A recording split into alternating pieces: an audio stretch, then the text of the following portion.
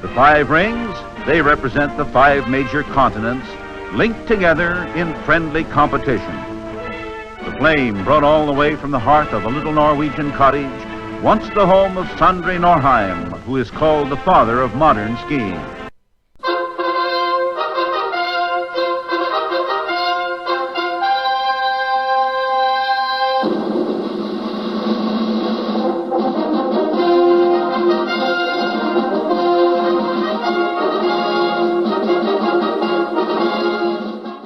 Welcome back to Disney Marvel for week of February 6, 2022. This is episode 163.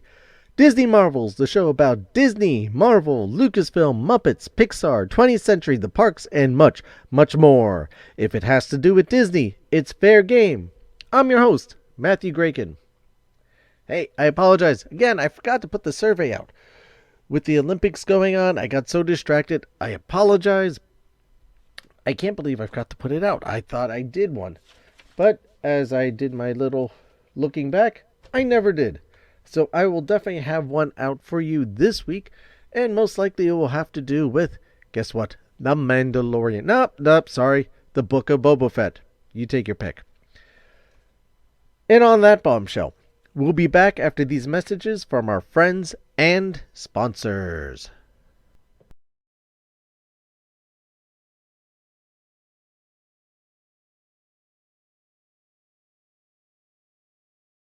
And now, on with the show.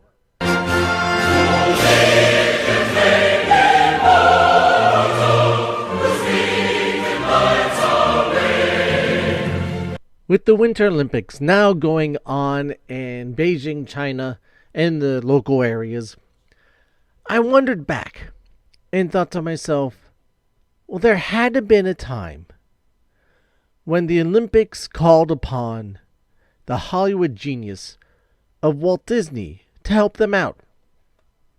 And, as it turned out, and some of you may already know this, I was right. We have to go way back, to 1960, Lake Tahoe. Those Winter Olympic Games relied heavily on Walt Disney's influence. But our story needs to begin 5 years before that. Now, these were the 8th Winter Olympics. Summer Olympics have been going on a lot longer than that. Winter Olympics did come along after the Summer Olympics. And so, 1956. Squaw Valley, which was a ski resort, won the bid, April of 1956, to host the Olympics. They beat out Austria and Switzerland, considered heavily to be the underdog. That they figured they had no chance. But the head of the resort, Alex Crushing, said to the Olympic Committee, the IOC, that this resort may be small, but there's a lot of blank space here to build what you need to host these games. And that's, I think, probably what convinced them. A lot of this information I got from WaltDisney.org and sfgate.com. So if you want to find out more detailed information, you could look there. But I'll continue, give you a good digest of this information. And it's quite fantastic. So they beat out Austria, they beat out Switzerland, two countries that are well known for their winter games and their capacity to be able to hold these type of events. Skiing is big in there, bobsledding, all the events have a lot of deep roots in these countries, and they're very popular sports. They have the mountains, they have the snow. You don't think of California necessarily, California necessarily for, as your big winter sport area. I mean, heck, who would have thought Beijing as a big winter area? So, something else that was very, very key and very, very important to the Lake Tahoe Games of 1960. It would be the first time ever that the Olympics would be televised nationally live to the host nation. So not before you would get the newsreels and the newsies and the clips and the theaters and stuff, and maybe some clips on the television. But this is the first time you'd be able to see the events live, like we do today, more or less. That was the first time. So the pressure was even more on Alex Crushing. He knew he had to bring in an expert to make these games extraordinary. Something that really would show off and make these games stand out. Because if that failed, we could, so much was riding on that. We could have, the U.S. could have lost the Olympics for a very, very long time, or television would have just fallen out of the Olympics. Television could have failed in general. It was still talking about earlier days of television. So he went to the expert. 1956. This was just shortly after Disneyland, the park, opened, and you had that whole big show of leading up to, the Disneyland show leading up to the park being built, and the Disneyland event, television event of the opening ceremonies. So, with Art Linkletter hosting it, and celebrities left and right coming up, Davy Crockett going down Main Street on horseback, you had so much going on, and it was such a spectacular television event. It was only natural that they wanted to tap Walt Disney and his genius to be the chairman of pageantry. And the committee chairman of pageantry allowed Walt to oversee the opening ceremonies, the closing ceremonies, and the victory ceremonies, plus the torch relay. Walt himself, though, said, "I didn't know what I was getting into," whenever he signed up for this. But far be it for Walt to back down from a challenger, especially something that gave him so much creative license and just intrigued him so much.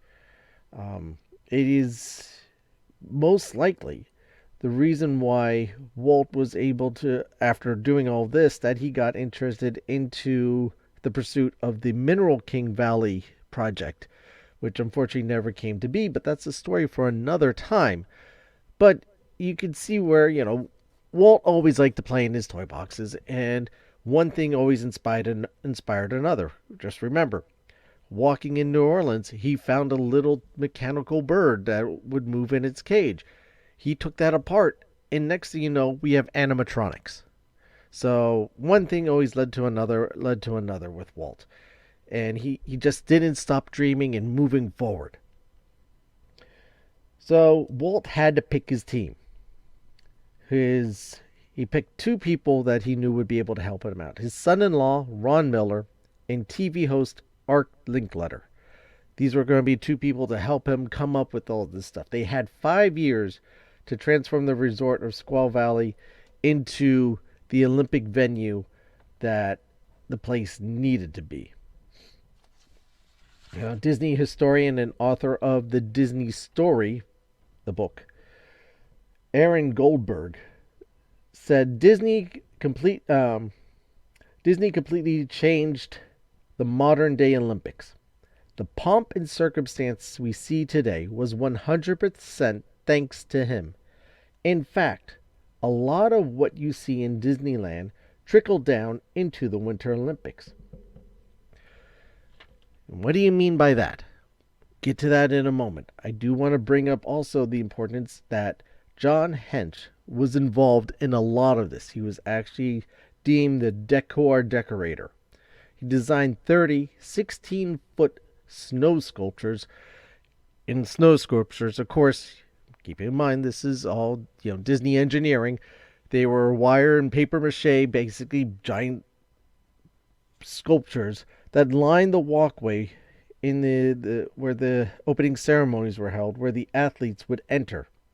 Each sculpture represented different sports, from the skiing to bobsledding to skating. So you had those all lined down there.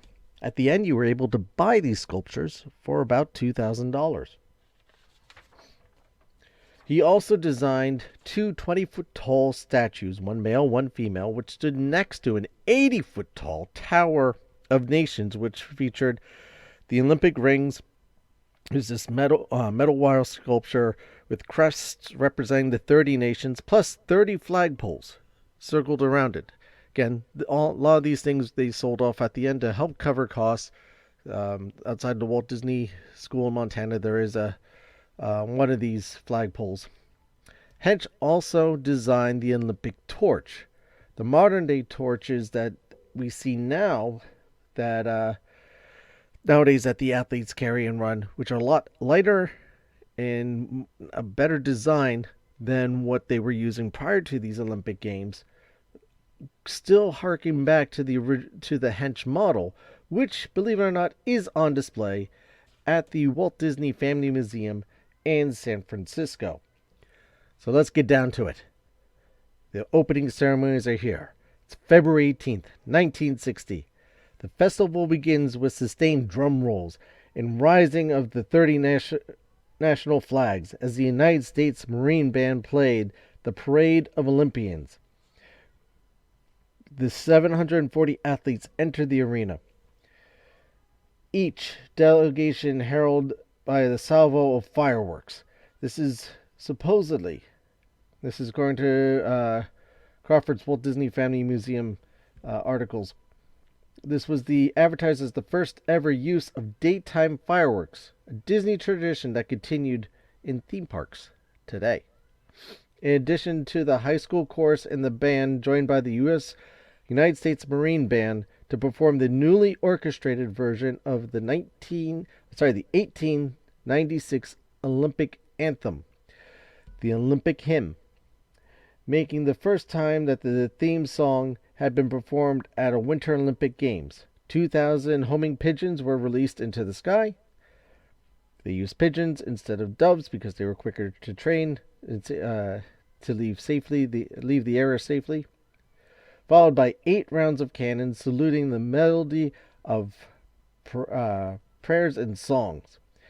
As the athletes paraded out of the arena, 30,000 balloons were released and shells were fired that exploded in bursts of flags from each nation, which drifted back to Earth via parachutes. Again, this is noted in the Walt Disney Family Museum. The closing ceremonies were similarly dazzling, with live music, 1,000 balloons being released into the sky, marching bands, parades, fireworks. It does sound very familiar to people who enjoy going to the parks, doesn't it? This wasn't all, though. So besides the opening and the closing ceremonies, Walt made sure that there was after the nightly medal presentations, live entertainment was brought to the athletes staying in the Olympic Village, which was a first for the Olympic Games. This is something that's still continued to these days. Disney and Art Letter arranged for stars like Bing Crosby, Marlene Dietrich, and Jack Benny to entertain the athletes. There was also movie screenings, complimentary refreshments, of course, and performance by Disneyland's own Golden Horseshoe Revue. So one might wonder, nowadays we kind of might have an idea, at least us people, if you're listening to this podcast, we would all assume this went over well. But did it? And simply to answer that, yes. It was a huge hit. Rave reviews. And obviously a legacy that has continued to build and grow into the Olympics. It's something to brought into the Summer Olympics, the Winter Olympics. I mean, if you watch the opening ceremonies to the Beijing Games, either of them, the last summer one or the winter ones that are going on right now, that the spectacle of the opening and closing ceremonies still goes on. And this all started with Walt Disney, of course. So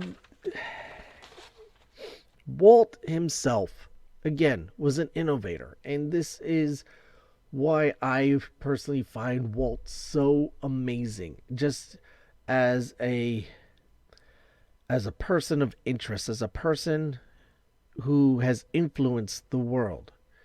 Well before social media, well before the newscasts overhype people, and you got your entertainment magazine TV shows and whatnot. Walt was influencing things that would last not only days, years, generations. I mean, if you think about it, that was 1960. That's over 80 years ago. And we still see the influence of his decisions, his ideas, his involvement into something that is not only just something in America, but this is something that is global. This is something that takes place all around the world, where you mentioned 740 athletes. Memory serves, just this past Olympic alone, the United States sent over 230 athletes. That's one country. That's close to a third of what was at that Olympics back then. China sent over 200. Canada sent over 220 athletes. You're almost, just in 3 countries alone, the total amount from 30 countries from the 1960 games. The scope of this has grown and grown and grown, but all from the ideas and the hard work of Walt Disney and his team, John Hench, Ron Miller, Art Linkletter. If they did not succeed, it's hard to think of what the Olympic opening ceremonies, closing ceremonies, or any of it would be like. Would we even be watching it or able to watch it on TV? Would the Olympics still be around? It's hard to say. These things just make you kind of wonder, and it's hard to think of times different than what we experience now. It's easy to say, what if? But when you really come down to think of it, what if? And I know some people believe differently, but what if we never walked on the moon? What if we never sent astronauts into outer space? Simple, you say. I mean, what does it affect us? Well, it affects a lot because of technologies and stuff that came from there. Velcro, and glues and different things from that. Heat-resistant materials.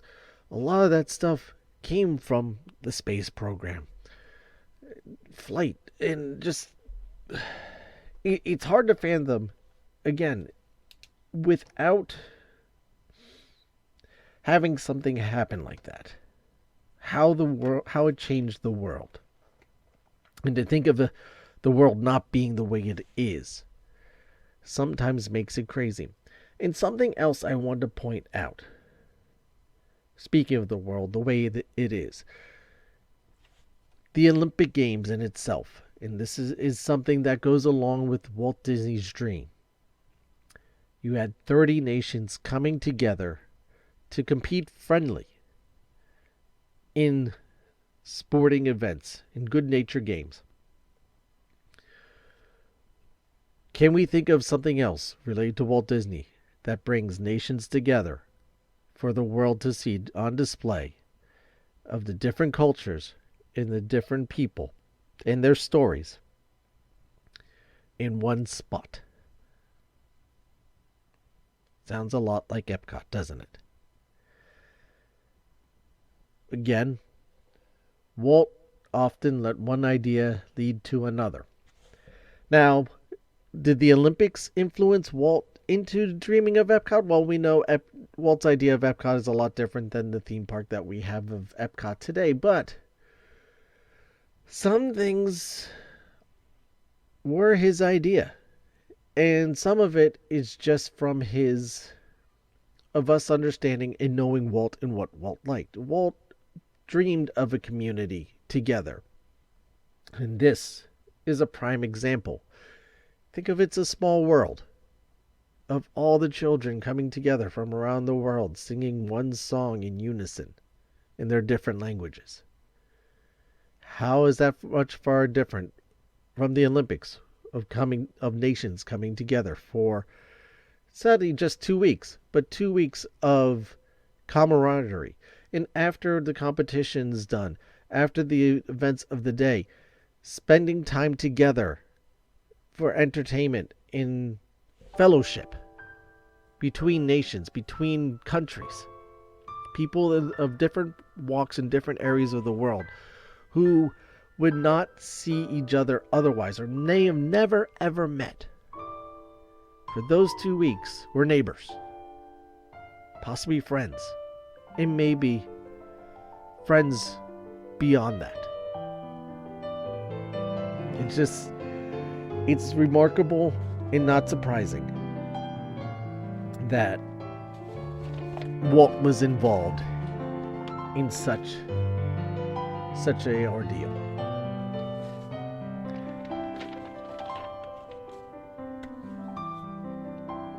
If you're watching the Winter Olympics, let me know what you're enjoying. What do you like? Either was your favorite ceremony, opening, closing, or what's your favorite event? Let's just make it a fun question out there. Join us on the social. Our Facebook group is facebook.com/group/Disney Marvels Podcast. Our Instagram is at Disney Marvels Podcast. Our TikTok is Disney Marvels Podcast. And the Twitter is just at Disney Marvels. Don't forget to subscribe to our YouTube channel, where you can get the audio version of the show on there and some other stuff I have planned coming out shortly. You can leave us a voice message through the Anchor app and or Anchor.fm website. You can also record a message and on your electronic device, your computer, your laptop, your smartphone, your tablet, whatever, you name it. Record it, email it to us, along with any questions or suggestions you may have, to disneymarvels@gmail.com. Don't forget to also check out the latest Disney Marvel blog at disneymarvels.blogspot.com. Links to all of these are in the show notes. I want to thank again sfgate.com and waltdisney.org for the information that I presented to you. Again, feel free to check it out there. Some more stuff that I did condense down. I also want to thank you for your time and your involvement in the show. I know how little time and how crazy life is, but the fact that we're getting to spend this time together really means a lot to me. I can't thank you enough. I know I ask this every week, but please go onto Apple Podcasts, leave us a rating and or review on there.